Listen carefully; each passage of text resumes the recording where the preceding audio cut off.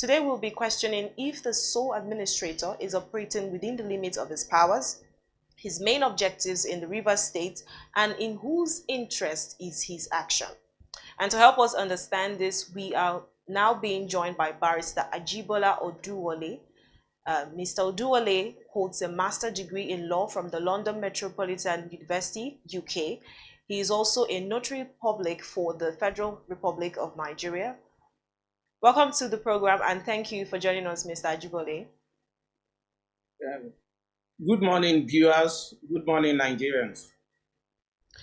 Well, okay, I forgot to mention earlier that I'm also joined by my very own senior colleague, Mr. Joshua Bassi. He is the editor of BusinessDay television news, and he'll be joining us also in this discussion to see into the further analysis of this topic.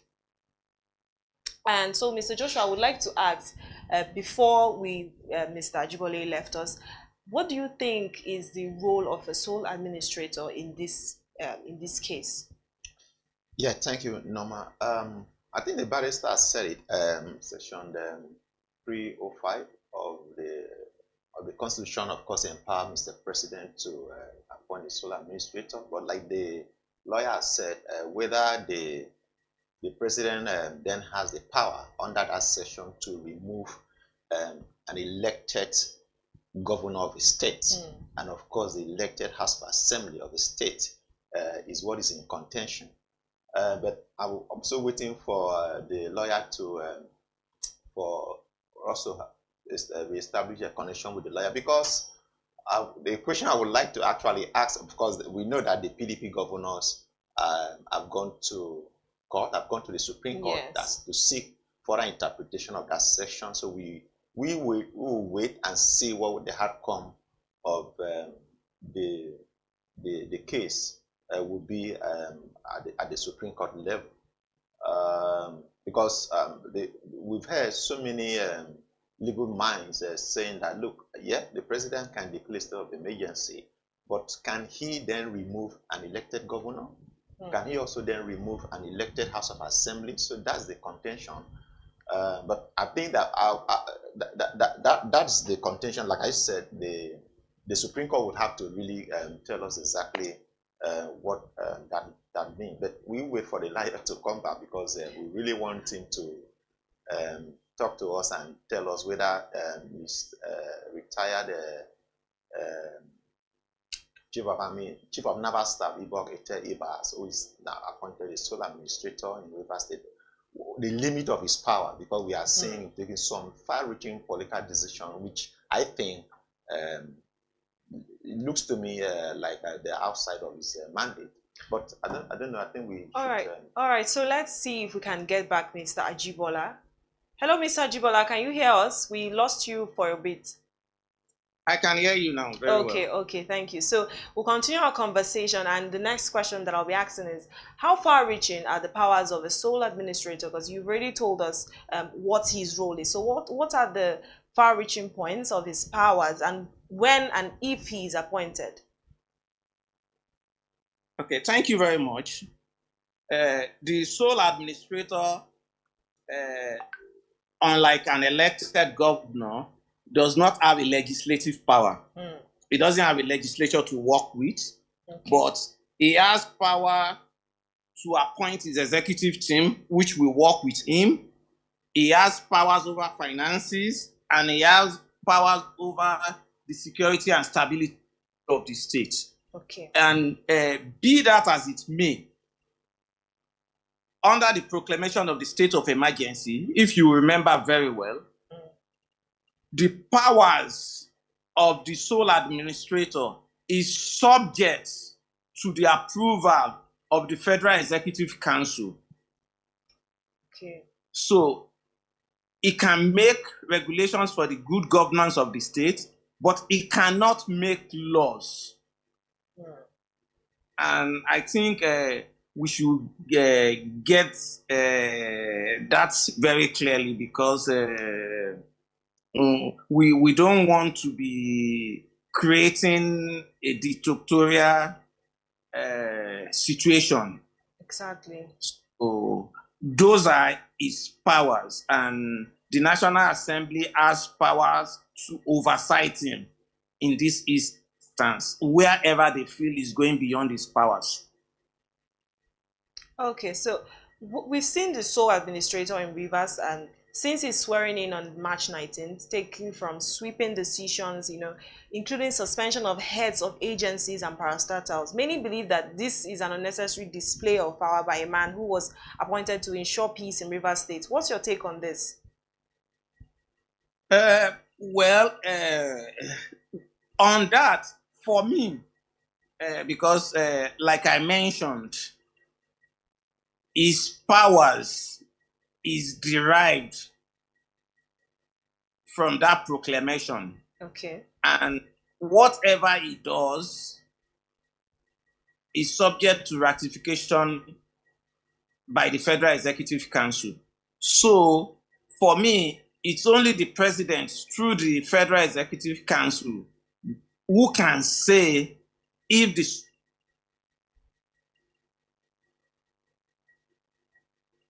Hello, sir. I think we lost you. Hello, can you hear us? Hello, sir. We lost you for a bit. You were saying something about the sole administrator and the powers that he has. Hello, sir.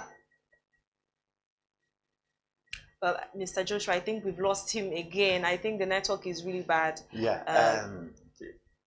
Yeah. I hope we are able to get back to him. Establish a connection with Barrister Oduwole. Okay, so but the point is that really people are worried, Norma. People are really concerning what is happening in Rivers State, because the mandate that we listened to Mr. President when he was inaugurated, swearing in Ibok-Ette Ibas, did not include suspending, because we've seen him suspend heads of various agencies, ministries, and parastatals in Rivers State. The president did not quite include, because the president was very clear, was just maintain peace and ensure that things works in Rivers State. Things work in Rivers State. We've seen the sole administrator, like you've asked, taking far-reaching, sweeping decisions, and some of these decisions are political. Very political. So I don't know whether the lawyer said that it is the president that can, approve some of the decisions that he has taken. But we wait to.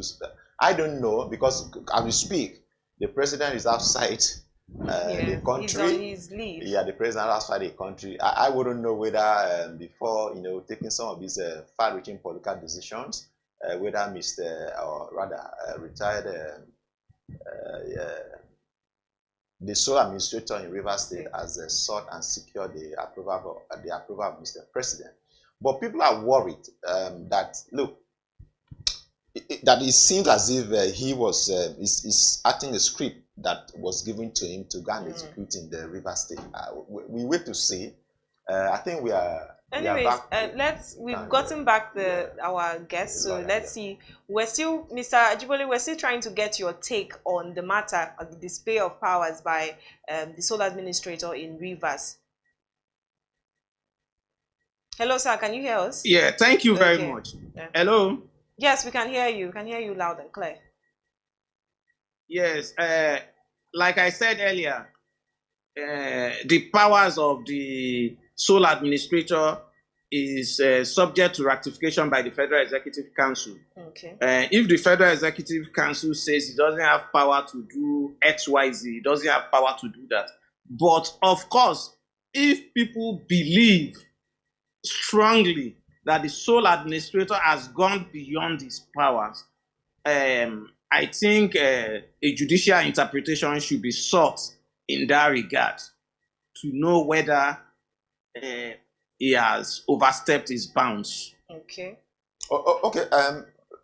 Barrister Oduwole, I would like to ask you, are you saying here that, for instance, those sacked by the sole administrator, do they have the opportunity here to approach the court to challenge some of those decisions that he has taken? Very well. If they feel aggrieved, they can approach the court Okay. to say, Mr. Sole Administrator, you have by the President of the Federal Republic and as approved by the National Assembly. All right. So, if you consider the actions so far taken by the sole administrator since his arrival in Rivers, will you say that they are in the interest of Rivers State and her people? One of the mandates of the sole administrator is the security and stability of the state. And what is worrying to me as a person is because this initial state of emergency is for 6 months, and what progress will have been made in 6 months or before 6 months, because the president does not even have to wait up to 6 months before terminating the state of emergency. Okay. Or even at the end of 6 months, would we have been able to say that peace and stability has been restored, or are we still going to be engaging in blame games between the two warring factions? Okay. For me, compromises have to be reached because the situation which brought us here is not a palatable situation, is not a situation which the country ought to be in, is not a situation which we ought to be in. So compromises, grounds should be reached to ensure that peace is made, good and governance of the people of Rivers State. All right. So I think your network is having an issue again, but it's back. It's back now. Okay. So, well, what you're saying is that the situation now is in the interest of Rivers State. Is that correct? Well, that is my expectation, that every action the sole administrator takes should be in the interest of the people of Rivers, because in a situation like this, they come first before any other consideration.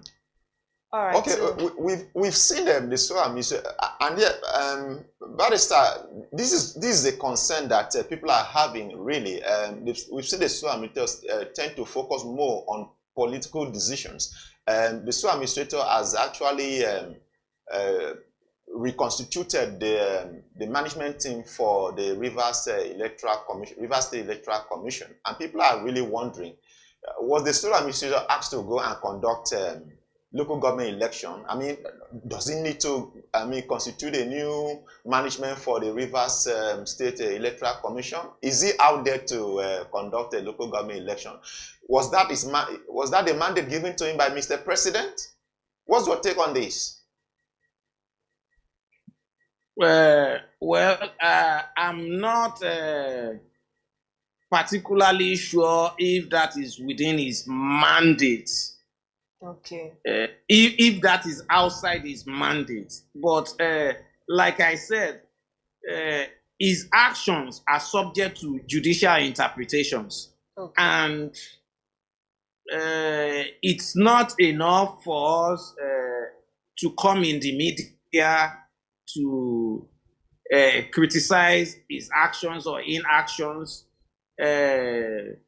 Stakeholders in the state who feel the sole administrators has gone beyond his powers should take proactive steps by going to court and seeking judicial interpretation.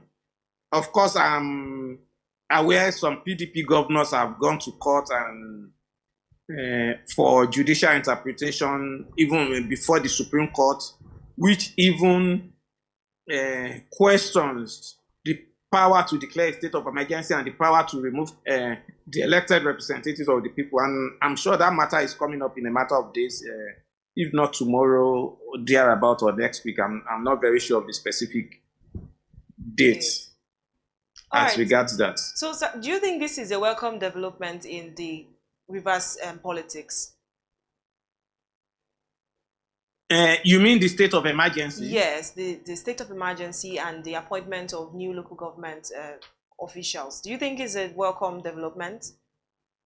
Well, of course, the state of emergency, a state of emergency cannot be a welcome development. It is not a situation anybody wants to be in, because even I'm sure the president himself will not have liked to find himself in making such decision on behalf of the state. Okay. Because, but we must not take our eyes off the fact that even the Supreme Court itself said there was no governance. There was no governance in Rivers State. The judgment of the Supreme Court prior to the declaration of state of emergency, the governor, whose powers have been freezed now, Governor Fubara, was acting without a properly constituted legislature.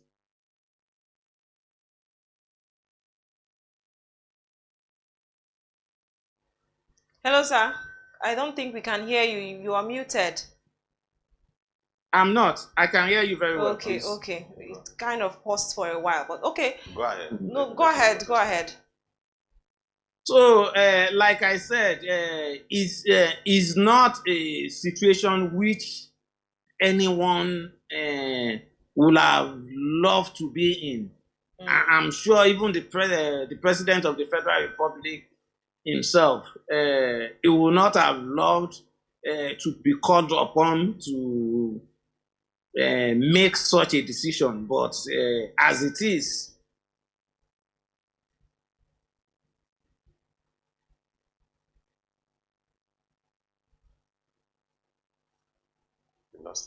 so I think we've lost you again. I don't know what is wrong with the network this morning. I think there's something in the air. We've lost you again. We can't find. But I can hear you very well. Yeah, well, we can't hear you. I think there is an imbalance of the network, so we can't hear you. I'm really sorry about that. I can hear you very well. Oh. Okay. Why don't we move on to the next question? It says that there was an order by a federal high court stopping the sole administrator from appointing administrators for the 23 local government areas in Rivers, but he has named the administrators for the council. Why does this seem to be a trend to disobey court orders in Nigeria? Barrister, can you hear us? Thank you very much, Unoma. I can hear you very well, Unoma. Okay, sir. So I was saying that, why does this seem Can you hear me? Yes, we can hear you. Hello? We can hear you, sir. Yes. If the order you are referring to is the one filed by PILEX Center for Civil Education Yes, that is the one. That's the one that we are referring to. And Courage in contrary to what you have said, because I got something on that order, and if you don't mind, I can read it out. Okay, please go ahead, sir.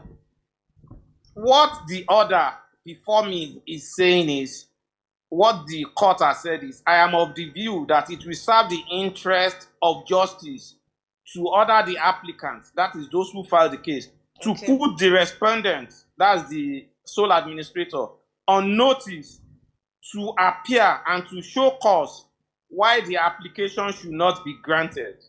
Okay. That is one. Two, hearing notice to be issued, of course, and to be served. Case is adjourned to 14th of April 2025 for hearing. So for me, from what I have read, except there is any other order, which I doubt, is the court has said that the applicant should go and put the respondent on notice because of course, if you are courts are very reluctant to grant expertise orders. That those are orders granted without putting the other side on notice. So, from what I have seen here, or if you have any other order made by that court, maybe you can share them. We are all learning. There is no uh, from what I've seen before me saying the sole administrator can do or cannot do what he has done. What the court has said is that the applicant should go and put the respondent on notice. So when he has been put on notice, the court intends to hear from both sides. So it is when the court has heard from both sides that it will now decide on what further orders to make in that regard. Okay, sir. So I would let Mr. Joshua ask you one more question before I take the last question, and then we will be wrapping up this segment. Mr. Joshua, do you have anything else to say? Yeah, Barrister Dual, I actually wanted to ask you from legal perspective, given the powers of the sole administrator, does he actually have can he go ahead to conduct a local government election? Can he go ahead to conduct a local government election, given that he has started by constituting the Rivers State Electoral Commission? Can he actually still go ahead to conduct a local government election in Rivers? Thank you very much. Considering the limited time he has,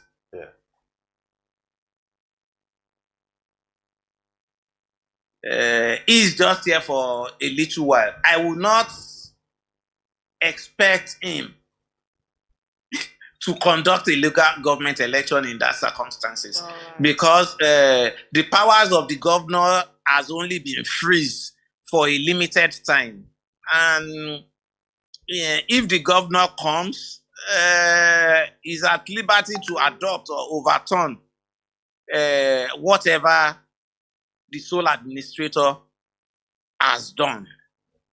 So the powers of the sole administrator is just to make sure the state does not grant to an halt, the business of government is going on, and not to take far-reaching measures that will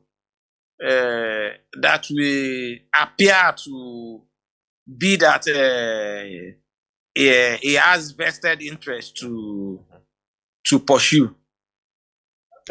So, are you concerned that the sole administrator seems to be focusing more on political decision rather than the issue of insecurity was not really so much a big deal in the River State, but we've seen so far the sole administrator has taken the more political decision. Does that are you concerned about that?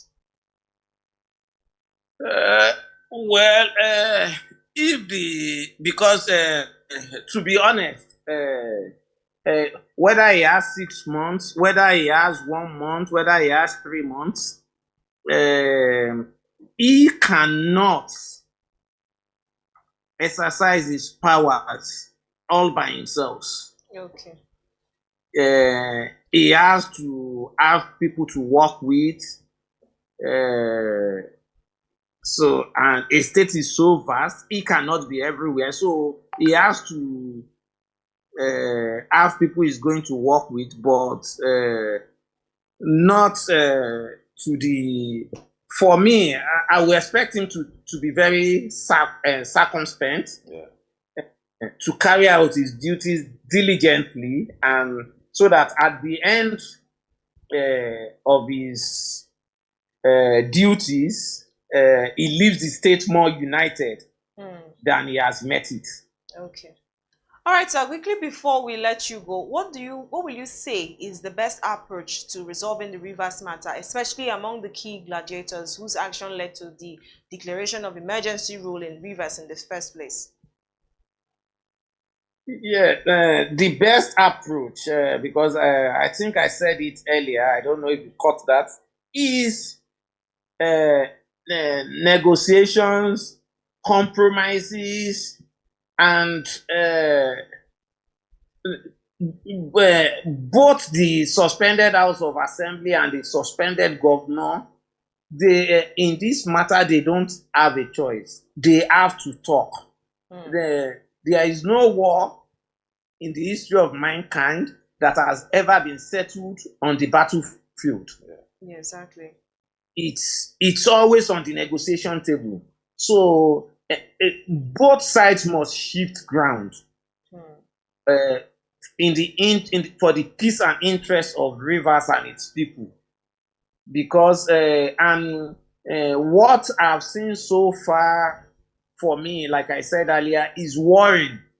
Because all I've been hearing so far is who is right, who is wrong, who has done what, who has done. So they need to shield their sword for the interest, because whether you're a governor, whether you're a member of the House of Assembly, you are elected to serve the interest of the people. And the interest of the people must always be paramount in whatever you do as an elected representative of the people. All right. Thank you so much, Barrister Oduole, for this insightful conversation and clearing up some misconceptions that we had earlier on before this conversation. This is all we can take for today. I also say thank you to Mr. Joshua Bassi for joining us in this conversation. Until next time, please stay tuned and we'll keep bringing you more updates on BDTV News. I am Norma Obona.